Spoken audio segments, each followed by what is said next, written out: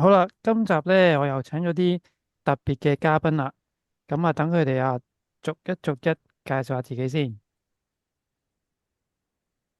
啊，我係 Philip 嘅哥哥 Stefan。Hello，大家好，我係 Alice。Alice 係邊位嚟嘅？其實 Alice 係大嫂嚟嘅，大家認唔認得我把聲啊？我就係呢個山水浮雲嘅浮雲師兄。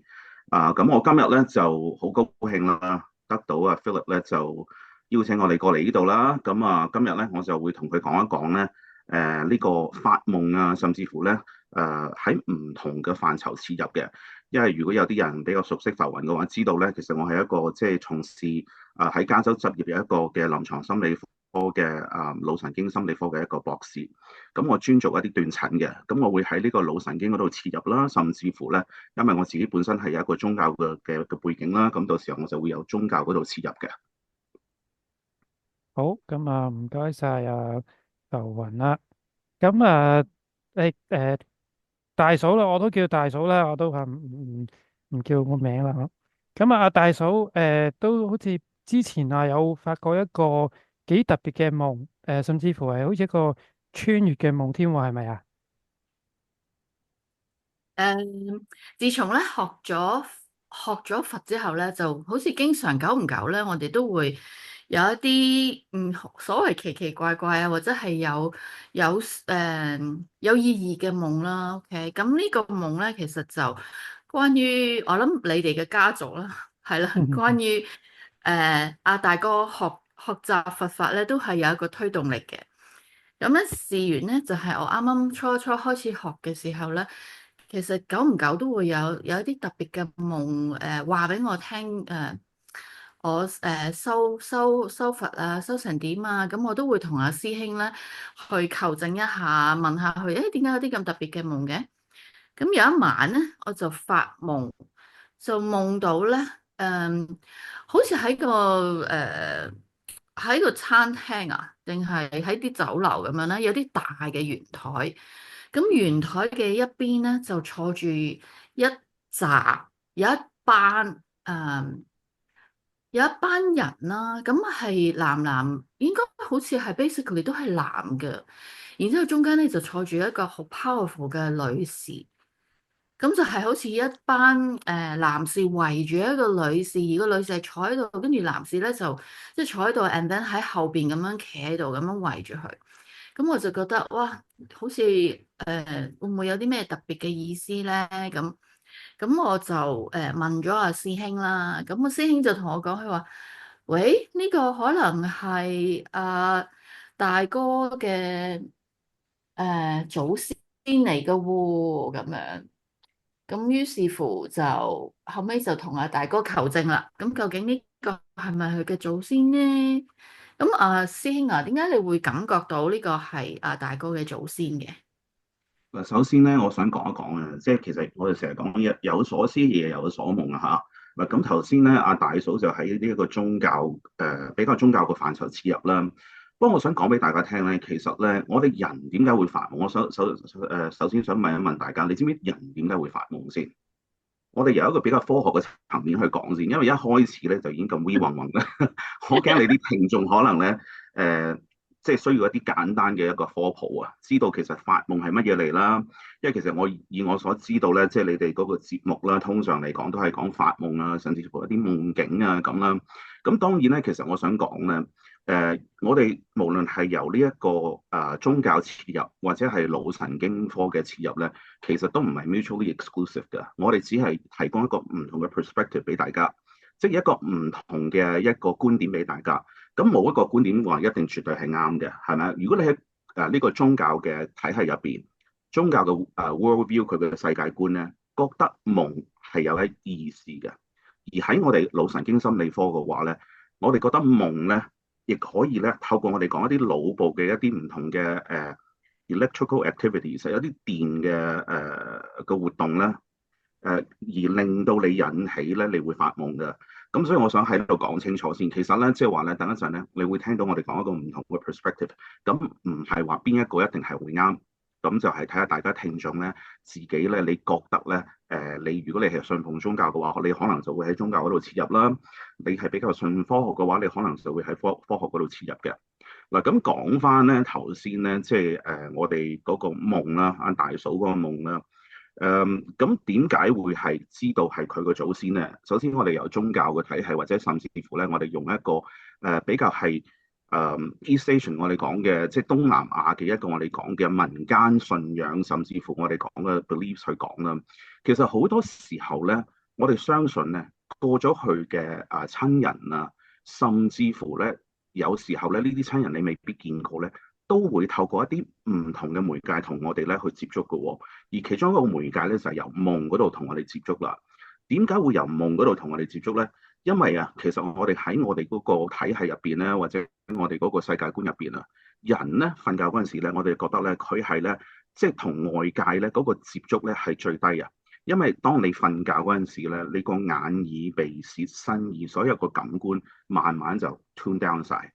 咁因為呢個時候你慢慢 tune down 晒咧，你嗰、個、感覺啊，甚至乎你嗰個 sensory perceptions 啊，就比較係靈敏啲啊。咁變咗咧喺嗰個體系入邊咧，佢哋相信咧就係話，OK，如果人咧喺呢個時候咧，佢哋咧就比較容易咧同一啲唔同嘅維度、唔同嘅一個嘅世界嘅一個我哋講嘅體系可以接觸到。咁所以相信咧就係話咧，OK，無論係我哋祖先，你見過或者未見過都好，甚至乎咧同你有緣嘅一啲鬼神啊，或者係你本身信奉一啲嘅宗教啊，或者有時未必完全係一啲宗教嘅嘢嘅，可能一啲我哋講嘅夢係有一啲預兆啊，都會喺呢個時候咧會發出嚟嘅。嗱，咁當時咧點解咧會知道嗰個係佢哋嘅祖先咧？因為咧我睇到咧佢嗰個夢入邊嗰個女士，甚至乎咧。根據大嫂佢形容咧，咁我就覺得應該呢個係祖先嚟嘅喎，因為點解咧？佢形容咧佢嗰個氣勢啊，甚至乎咧佢出嚟嗰個講嘅嘢各樣嘢咧，咁我就話不如咁啦，你去求證下啦，因為其實我睇得到佢係你嗰個即係講夫家啦，我哋咁講啦，即係阿大哥嗰邊嘅一啲祖先嚟嘅。咁啊，跟住之後你就去求證啦。咁啊，跟住就原來真係佢嗰邊咧有一位嘅女性嘅祖先啊。咁啊，係比較強勢啲嘅，同埋咧個 description 咧係同你所講夢出嚟嗰樣嘢咧係好一致㗎。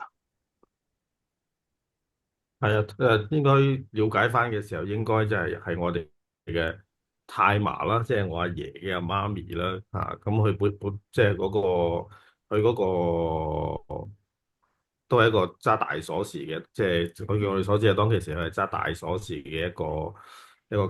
家族裏邊一個人物啦。所以即係如果係講到好有權威、好有氣勢，應該係佢噶啦。嗯，係咯，咁就係咁因為呢個夢之後，就我就我就開始接觸咗佛雲師兄係嘛，就開始學佛啦，係咪？即係我嘅元氣係嘛，係係啊，你嘅元氣，因為佢好似係通過我，然後俾啲 message 你係啦，因為以前我哋就即係應該講翻嘅，就係未係學佛之前咧，就對祭祖啊各樣嘅嘢咧都冇乜認識或者亦都可以講話甚少去做呢樣嘢啦。咁可能即係人生裏邊都有去下祭祖嘅，即係但係唔會話即係成日都係咁樣咯。即係當其時唔係好認識嗰個 system 係點樣係嘛？即係咁即係經過佛雲星指點咧，就即係清楚咗好多，咁變咗就而家就唔會遺漏咯，係啦。所以其實即係如果喺我哋嗰個世界觀嚟講咧，我哋相信咧，我哋後人同祖先係有一個血脈相連嘅關係㗎。咁通常咧，佢哋會透過咧睇下邊一個咧，可能咧同佢最吻合嘅一個情況之下咧嚟報夢啦。點解會報夢啊？有時會提醒你一啲嘢啦，甚至乎咧有時咧佢哋會覺得就係話我需要一啲嘢，我得唔到一啲嘢，或者佢想你去幫佢做一啲嘢，咁跟住咧佢就會喺你夢入邊嗰度顯示。咁所以好多咧，一般我哋都會聽到咧，即係有好多嘅一啲民間嘅聽眾或者信仰，佢哋都會講啊。喂，近住7月14日，咁啊，即係可能嗰個子孫好耐都冇去拜佢祖先，冇去燒衣啊，或者清明節冇去拜過啊。咁跟住咧，就喺呢一個清明節之前，或者啲大時大節之前咧，就發夢嘅，就見到佢個祖先咧，就可能即係喺佢面前啦。咁好多時候咧，佢哋亦未必可能會同你喺夢入邊講嘢，只不過就話佢可能咧有個 image 俾你，但係咧貓咧你就會咧你係需要去祭拜佢嘅，因為第一可能你唔係成日見到佢啦，同埋因為喺嗰個世界觀入邊咧，通常見到先人咧，我哋都會覺得啊，佢係有一啲訴求啊各樣嘢㗎。咁所以咧，再聯繫埋咧，我哋醒翻之後，好似又睇到就嚟到嗰個節日咯喎。咁跟住咧，通常嚟講咧，我哋就會諗啊，會唔會係我哋要去拜佢咧？咁而我哋咧就會去進展下一步嘅動作，可能真係去拜佢啦咁嘅。我想問一問先啊，Philip，我見到你個樣好疑惑喎，你係咪有啲咩問題啊？暫時冇，暫時冇。你你居然不過或者，冇問題？不過或你者我居然冇諗可以，問題不過我諗係咪可以啊？解釋少少何謂揸大鎖匙？因為我諗大鎖匙呢個講法係咪比較古時啲嘅說法嚟？哦，咁樣即係我嘅意思揸大鎖匙，即係叫做即係喺家裏面喺屋企嗰個咯，最權威係咯，係咯，即係由話事佢權啊。話事人咯，係啊，係啊，即係你嘅財政啊，不管你嘅財政啊，或者你各樣嘢都係由佢去決策咁樣，咪只揸大鎖匙咯，嗯，嗯，係嘛？點解你唔知呢個字啊？啊，西方人係咯，西方人，你唔知呢個字未聽過，係西方人。未聽過。其實我諗有少少嘅叫做咩啊？嗰個彩蛋俾大家啦。其實我同阿 Philip 咧係呢個小學同學嚟，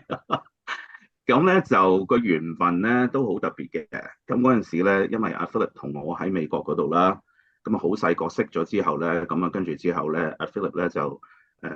奔往翻呢個香港發展啦。咁跟住咧，我哋就冇乜聯絡啊，直情冇咗聯絡添啊。咁啊，跟住之後咧，識咗阿大嫂之後咧，透過一位嘅 mutual 嘅朋友啦，咁啊就嗰位嘅所謂大師啦，個大師係可以睇到人哋前世今生啊。咁嗰陣時阿 Alice 咧又係即係好對呢啲嘢好有研究啊，甚至乎各樣嘢啦。咁啊當時就我記得就去識咗嗰位大師，咁嗰位大師就係同我有啲嘅聯絡咁啊，咁跟住就識咗Alice 嘅大嫂，跟住之後咧透過佢咧就識到Stefan 嘅，跟住咧有一日咧我就見到咧佢個 Facebook 咧，我哋有個 mutual friend 喎，咁我就問佢，一問之係原來咧佢就係 Philip 個大哥啦，咁跟住咧兜過成我諗我哋有成差唔多廿幾年冇聯絡，透過佢嘅大哥反而咧就咁樣結識翻揾到翻嚟嘅。But 嗯 anyways 咧，即係呢個少少嘅一個即係講俾大家聽一個少少彩蛋，點解我哋會認識啊？甚至乎即係我哋個 background 係乜嘢啦？嗱，咁我哋頭先就講咗咧，一般民間嘅一啲嘅即係話或者一啲宗教上嘅世界觀啦。我又想喺呢個腦神經科學嗰度切入啊。其實想問一問大家，你知唔知人點解會瞓覺啊？人點解會瞓覺咧？因為咧本身我哋有一個咧叫做 circadian rhythm 啊，即係我哋人咧好似有一個生理鬧鐘咁啊。咁通常咧，我哋呢個生理鬧鐘咧，會透過咧外間嘅光度咧，而引起呢一啲唔同嘅作用嘅。譬如夜晚嘅話咧，呢啲燈光咧就會慢慢黑暗啦，即係或者我哋講夜晚咧，咁呢啲燈光咧我哋感覺到黑暗咗之後咧，就透過我哋嗰個叫做視網膜嘅 retina 啦，跟住咧就去到我哋嗰個視覺神經。再由我哋個 optic nerve 視覺神經嗰度咧，去到我哋嗰個叫做 hypothalamus 下丘腦嗰度咧。咁因為下丘腦咧就係咧佢個主要功能咧就係控制我哋人嘅一個 homeostasis，即係令到我哋平衡。你幾時要食飯，幾時頸渴，幾時要瞓覺咧，全部由佢嗰度控制嘅。而當呢一個 hypothalamus 咧，我哋講下丘腦咧，佢有感覺之後咧，收到呢個信息咧，佢入邊嘅一組嘅細胞啊，叫做suprachiasmatic nucleus，即係呢一組嘅細胞咧，佢就會通知我哋個松果體嘅，我哋個呢個 pineal gland 咧就釋放 melatonin，即係呢個黑色素。咁呢個黑色素散發咗出嚟咧，就會令到你個心跳咧慢慢降低啦。跟住之後咧，當呢啲黑色素咧慢慢咧，即係去到我哋嘅 brainstem，我哋嘅腦幹嗰度咧，跟住再去到我哋嗰個腦幹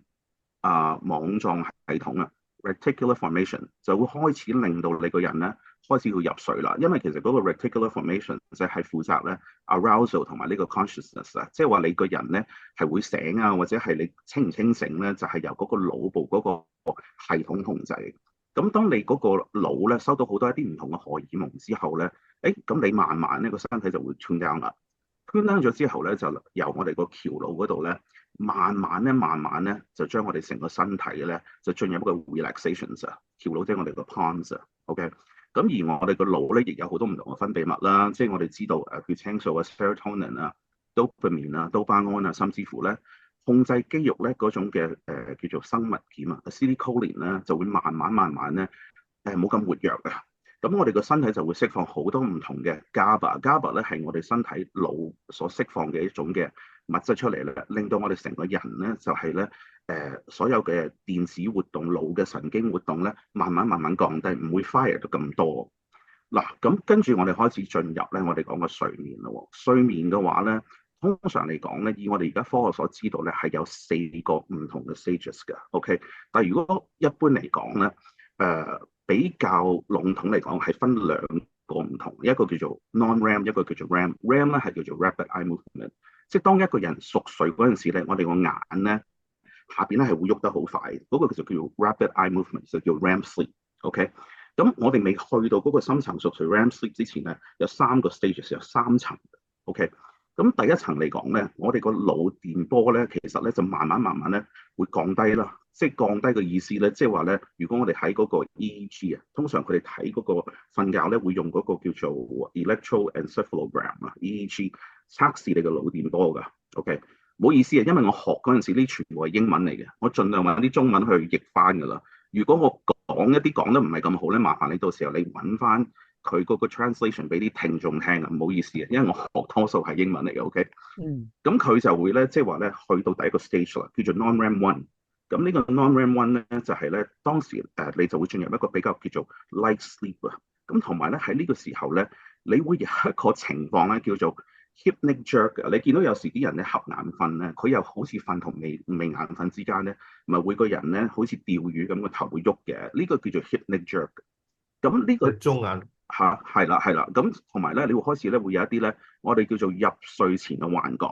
因為你個身體個感官慢慢 tune down，OK，你又覺得係咪我覺得有啲咁嘅感覺，我睇到啲咁嘅嘢，其實唔係嘅，呢啲係我哋講叫做 hypnagogic hallucination， 入睡前嘅一啲我哋講嘅幻覺嚟㗎。咁跟住咧，慢慢咧，當你嗰個 cycle 咧進入第2 non-REM 2嗰陣時咧，跟住咧我哋會見到咧喺嗰個 EEG 上邊咧，見到有好多咧一啲唔同嘅 electrical activities。而當中咧，好 classic 咧，我哋能夠見到2樣嘢，一個叫做 sleep spindle， 一個叫做 K complexes。咩叫 sleep spindle 咧？你如果喺個 EEG 度咧，你會見到一大堆嘅 electrical activities。咁同埋咧 K complexes 咧，你會見到咧，即係佢嗰個 waves 一個好高，一個好低啊。點解喺呢個時段你會見到有呢啲咁嘅所謂嘅一啲嘅腦嘅一啲嘅活動咧？其實因為我哋個腦咧，就算你瞓咗覺，都係不停咁喺度喐緊啊。咁你不停咁喐緊咧，其實你個腦咧點解有呢啲sleep spindles 嗰樣嘢咧？就因為其實佢想用一啲唔同嘅信息咧去整醒你啊。咁當然啦，因為你即係有好多唔同嘅所謂嘅一啲腦嘅地方啊，好似我哋頭先講嘅 reticular formations 啊，即係嗰個腦幹網狀系統咧會整你瞓覺啊。咁跟住同埋你個 thalamus 你個丘腦會整你瞓覺之外咧，你其實呢個身體咧不停咧係釋放咗好多唔同嘅嘢㗎。嗱，咁去到呢度之後咧，我哋咧跟住咧就會去下一個階段啦，就叫做 non-REM 3，即係話咧去到下一個階段咧，個 non-REM 3咧，咁你咧嗰個時候咧，你咧就會係比較咧，我哋講咧叫做深層入睡 deep sleep， 而你嗰個即係睡眠嗰個睡眠波咧，你會見到係比較慢啲嘅，所以呢一個stage 咧，有時咧我哋會叫做咧 slow wave sleep 啊。咁呢個階段嚟講咧，啲人成日講咧啊，你要瞓覺啊，尤其是你要玩健身啊，你先能夠可以即係休息個身體，先可以即係生肌肉啊，同埋你嗰個身體嗰個人體嘅 growth hormone 先會 release 啊，就係喺呢個 non-REM three 嗰度啊。咁同埋好多時候咧，呢個階段咧，我哋會見到咧，就係有好多唔同嘅睡眠嘅症狀出嚟啊。咩意思咧？譬如如果有啲人咧 sleepwalking 啊，即係叫做sleepwalking 叫咩啊？夢遊。夢遊，yes，夢遊啊，或者咧有啲小朋友會賴尿咧，通常嚟講咧，我哋就會見到喺呢個叫做 non-REM three 嗰度咧就發生嘅。咁跟住去完呢個 non-REM three 啦，finally 我哋就去到 REM sleep 啦，即係我哋最深層入睡嗰陣時啦。但係咧，你會睇到咧喺嗰個 EEG 嗰度咧，佢嗰啲電波咧好似咧你好醒咁嘅喎。OK，咁但係咧喺呢個時段咧就係我哋咧瞓得最深層，甚至乎咧係呢個時候咧，我哋咧嗰個身體咧就會完全咧係唔能夠喐啊，因為呢個去到呢個階段嚟講咧，我哋嗰種 acetylcholine 咧嗰種嘅生物鹼咧嗰種咁嘅嘢咧係控制肌肉喐嗰啲咧，完全就係咧俾嗰啲 GABA 咧係 inhibit 晒，係即係將佢抑制晒嘅。咁跟住嚟講咧，呢個時候咧，我哋咧如果我哋講學習同埋我哋講嘅記憶咧，要去到呢個 REM sleep 咧，你先可以 consolidate 嘅，即係你譬如你學咗啲嘢，咁有好多時候咧，如果你瞓覺瞓得唔好，你去唔到呢個 REM sleep 咧，變咗咧你可能你next day 你下一日咧，人哋再問你學咗啲乜嘢，你會唔記得，因為你 consolidate 唔到啊，即係你將佢consolidate 係將佢叫做乜嘢啊？consolidate 融合啊，係咯係，你將佢整合咁嘅意思啦嗯嚇。咁同埋咧，你會見到咧，其實咧喺呢個時段咧，會有一個好怪嘅現象，我哋通稱為咧叫做 paradoxical sleep。咩意思咧？paradoxical 嘅意思咧，即係話咧一個比較奇怪嘅現象就係話咧，佢嗰個腦咧其實好 active 㗎，咁但係咧嗰個身體咧係喐唔到嘅，所以我哋叫 paradoxical。嗱，咁呢一個整個四個 stages 個 cycle 咧，其實係每90分鐘咧就一路行一次嘅，直到咧我哋差唔多醒為止咧，跟住咧我哋就醒咁嘅。咁點解要講俾大家聽咧？即係話咧由呢個腦神經嗰度切入，點解講俾大家聽嗰個 sleep 嗰啲 stages 咧？因為通常嚟講咧，有機會我哋咧喺 REM sleep 嗰陣時咧發夢咧。啲夢咧就會咧，即係我哋就會好記得㗎嚇。咁但係咧喺其他 stages 嚟講咧，會唔會發夢咧？都有機會發夢㗎喎。嗱，因為頭先我講過啦，好似頭先有啲 stages 咧，你見到咧嗰啲嘅所謂嘅 K complexes 啊，同埋嗰啲sleep spindles 咧，其實你見到我哋個腦咧好多 activities 喺度喐緊㗎。咁所以其實究竟我哋個腦因為咧日頭就即係好多唔同嘅嘢咧，可能咧將你嘅感官咧就可能即係分散咗啦。咁但係咧，當你夜晚你入睡嗰陣時咧，你呢啲我哋所講嘅感官咧，全部 tune down 晒，再加埋你腦嘅一啲唔同嘅 activities 咧，有機會就係因為咧，你可能日間嘅你諗嘅嘢啊，或者甚至乎咧你自己心入邊可能一種嘅抑制啊、渴望啊，呢啲所有嘅嘢咧，都有機會浮現翻出嚟喺呢個夢嗰度出現㗎。哦，我有試過啊，師兄。我以前咧，即係要翻工嗰陣時咧，打工嗰陣時好緊張嗰陣時咧，成日有啲嘢做唔到啊，或者遇到啲困難咧，我好多時咧個解決方法都係發完個夢之後咧，我就知道點樣做噶啦，第日翻工。OK，係嘅，咁所以即係其實最主要都係即係我哋頭先由嗰個腦神經嗰度咁講啦。咁但係咧，如果喺宗教嘅體系嚟講咧，亦有機會咧，即係夢入邊咧，如果透過我哋佛教嚟講咧，因為夢咧係我哋講透過我哋個眼耳鼻舌身意所同外間嘅聲色香味觸法，即係我哋佛教有講呢個根色塵咩意思咧？佛教有講，我哋個根就係話咧，我哋個眼耳鼻舌身意六根，去同外間咧先能夠可以接觸有一個互動噶嘛，係咪？咁但係咧，同呢個外間嘅互動咧，嗰個互動咧，嗰個過程咧，我哋嗰個 interaction 咧，就係有一啲叫做六塵啊。譬如乜嘢咧？你個耳仔你會聽到聲音啦。咁我哋點解叫佢塵咧？因為有機會咧，呢啲嘅我哋講嘅聲色香味觸法咧，有機會會令到你一個人咧會有咗執着。咁所以我哋叫做塵。OK，咁其實係比較一個有一個 context 係唔係咁好嘅，即係怕你會執着咁嘅。咁但係咧就係話咧喺平時咧，我哋咧因為咧喺呢個社會上太多嘢咧，將我哋個六根咧去接受咗啊！即係你會好忙，可能即係話日頭你會不停咁睇手機，咁甚至乎你聽音樂各樣嘢，變咗你好多嘢唔靜止到落嚟。咁但係你吸埋埋呢啲塵咧，好多時候就喺你靜止落嚟，透過你瞓覺，甚至乎有機會透過我哋講嘅 meditation 打坐嗰陣時咧，呢啲塵就會浮現出嚟嘅。咁呢啲塵係咪真嘅咧？其實唔係真嘅，係透過我哋個意識，我哋嗰個人嗰個叫做末那識啊。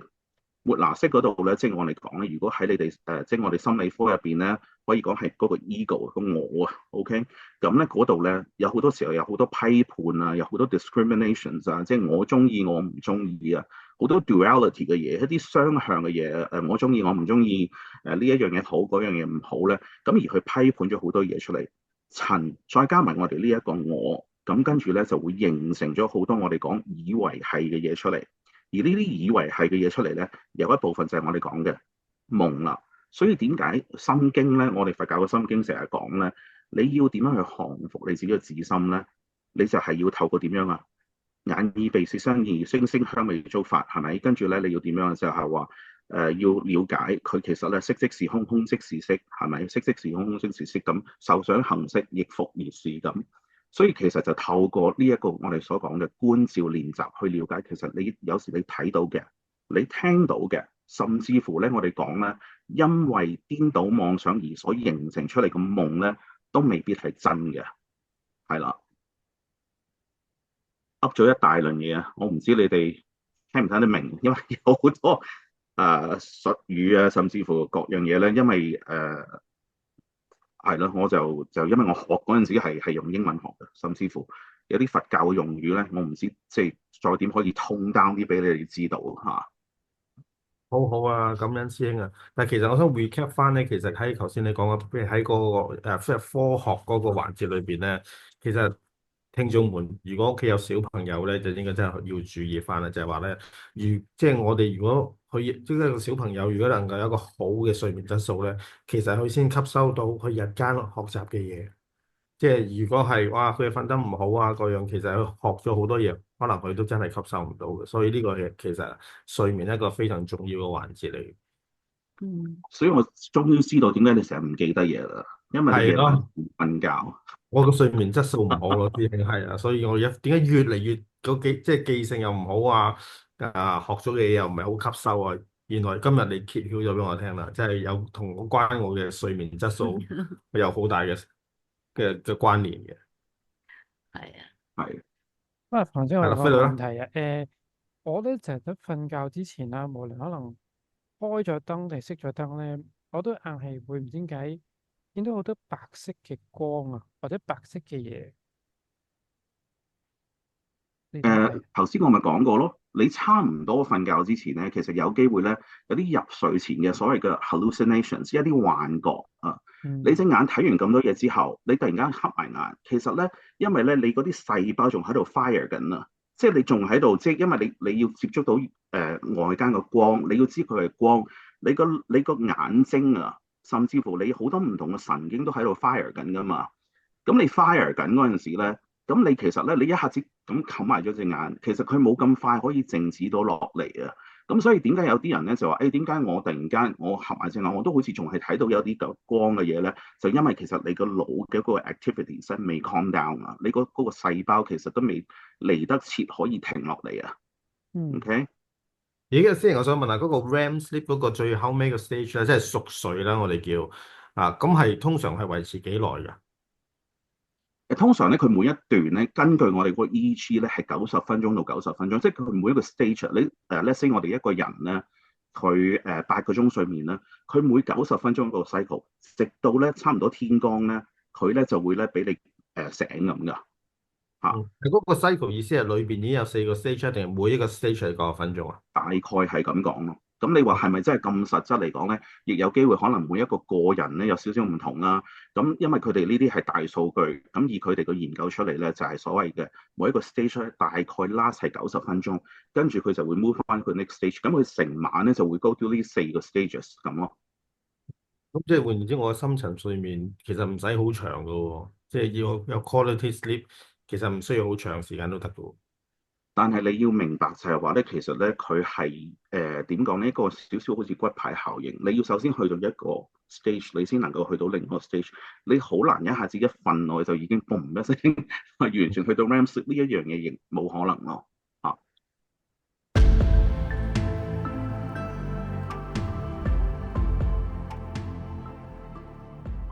好啊，彭雲先，我之前有聽過清明夢呢樣嘢，或者可以再講多啲俾我哋聽啊。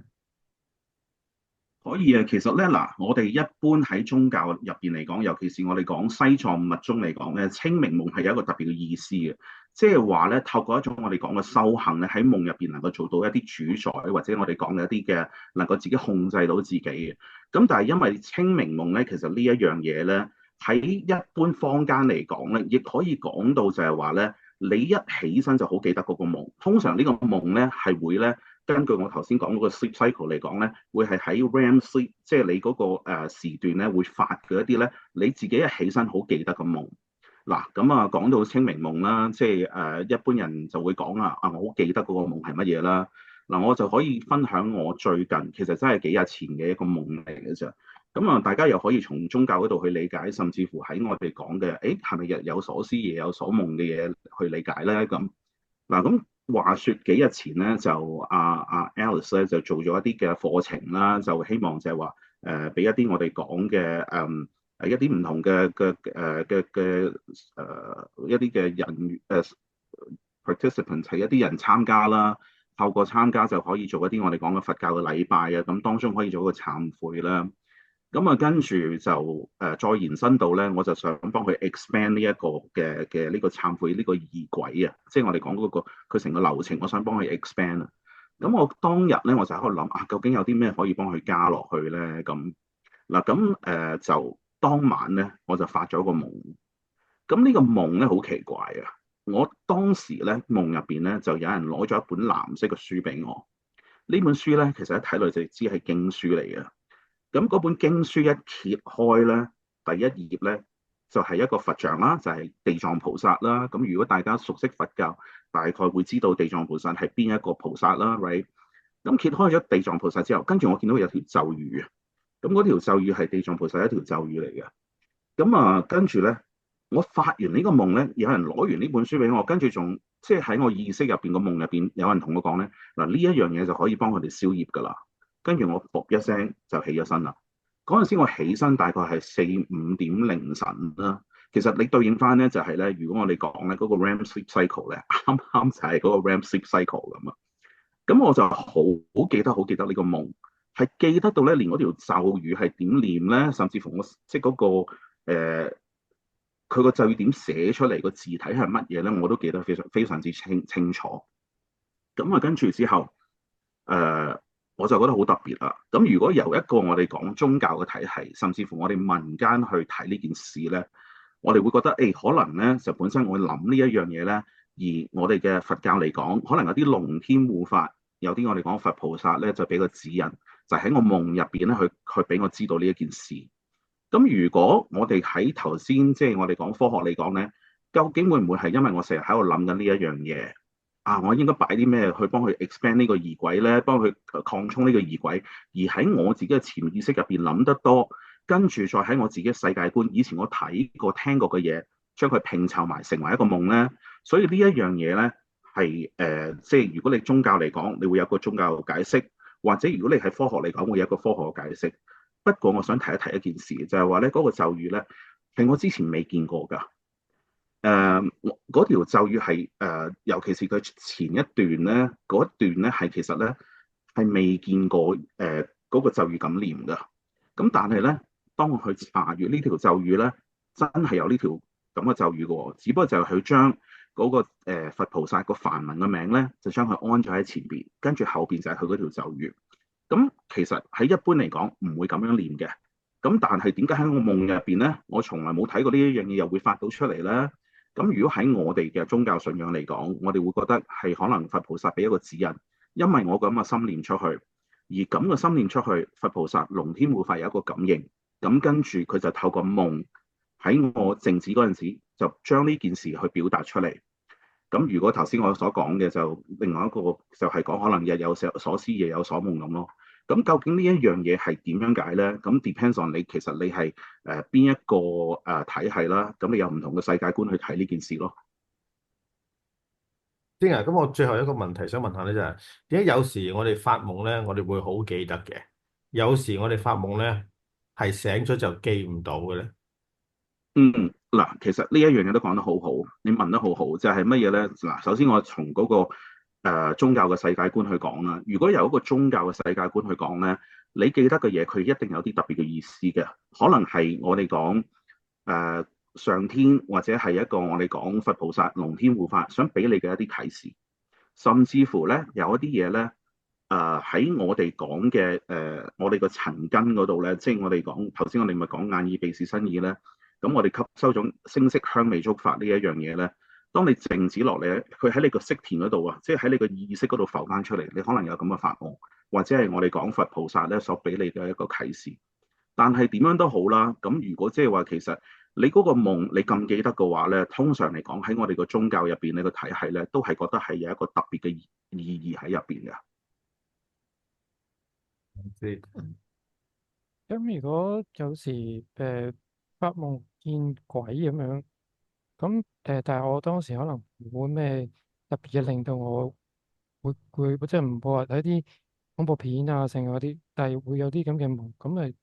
點解咧？嗱，其實咧發夢見鬼咧，首先咧你如果喺我哋個宗教體系入邊嚟講咧，鬼咧可能係代表咗咧某一啲負面嘅能量。而喺我哋個宗教體系相信有鬼神嘅話咧，有機會同你一啲有緣嘅眾生，佢需要向你求助，或者如果你見到喺夢入邊好恐怖嘅話咧，喺我哋相信入邊嚟講啊嚇，我只係講我哋嗰個體系嗰個世界觀嚟講嚇，有機會係同你消業。點解咧？因為有機會嗰隻鬼咧，或者嗰一堆鬼咧，係你個冤親債主喺夢入邊去報咗。咁而現實咧就解決咗呢個問題，係因為佢夢入邊已經處理咗。呢個係我哋講嘅受報嘅最好嘅方法嚟嘅。尤其是咧，其實咧之前咧有同你講過有一個咒語咧，你有念嗰個咒語咧，如果你發到夢入邊有鬼咧，其實係一個消業嘅跡象嚟嘅。因為咧根據咧佢嗰本經文入邊嚟講咧，就係講如果你念咗呢個咒語，咁跟住咧你會發啲咩夢嘅話咧，係一個消業嘅跡象嚟嘅。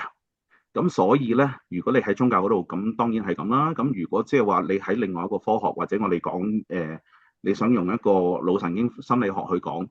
亦有機會可能係你心入邊嘅一個抑壓啦，或者你其實你可能你之前曾經睇過一啲嘢，令到你驚恐咗，入咗你嘅意識。咁而你瞓覺嗰陣時，頭先我咪講好多唔同嘅 activities 嘅，唔同嘅一啲我哋講嘅活動嘅，有機會可能你嘅腦唔知點解嗰樣嘢浮現咗出嚟。咁跟住，因為呢一樣嘢喺你個世界觀入邊，喺你個意識入邊，呢一樣嘢咪會浮現出嚟咯。啊，I see, I see. OK，咁我哋今集咧就講到咁多先啦。咁如果我即係下次再有多少少關於呢一個夢嘅嘢，我想請教黃師兄，我就會再下一集再問你啦。咁今集就講咗咁多，我哋就今日了解過喺科學層面嘅譬如我哋發夢有唔同嘅 stage 啦，有提過下啦。咁亦都有講過我哋其實當我哋瞓覺嘅時候，原來我哋嗰個感官嗰啲咧就會原來會俾我哋日常生活發生嘅周邊嘅嘢咧即係去騷擾啊。咁所以我哋會比較更加會敏感啲啦。咁大家都有機會了解呢樣嘢啦。咁頭先就提過清明夢呢樣嘢。咁所以我哋今日提過嘅即係唔同呢啲範疇都係流於嘅表面嘅。咁所以如果各位觀眾如果即係有覺得有邊方面想我哋咧再講得清晰啲再深入啲嘅，咁隨時可以 comment 度話我聽。咁我哋就可以下次咧再講多啲俾大家聽噶。咁啊，今日嗯，就話首先即係特別即係要多謝阿大哥啦，俾啲掌聲啦，大嫂啦，同埋即係頭先上嚟我哋節目做今日嘅嘉賓嘅。咁我哋誒，就係嘅好多謝羅斯。你邀請我哋嚟。咁啊，最後咧，其實你應該要講，記得 like、share、subscribe 同埋分享呢個 channel，記得啊。會嘅會嘅，我啲觀眾好乖嘅。OK，咁我就今日講住咁多先，咁我哋下集見啦。OK，thank 好 you，OK，，thank thank you，you，拜拜拜。拜。拜。拜拜。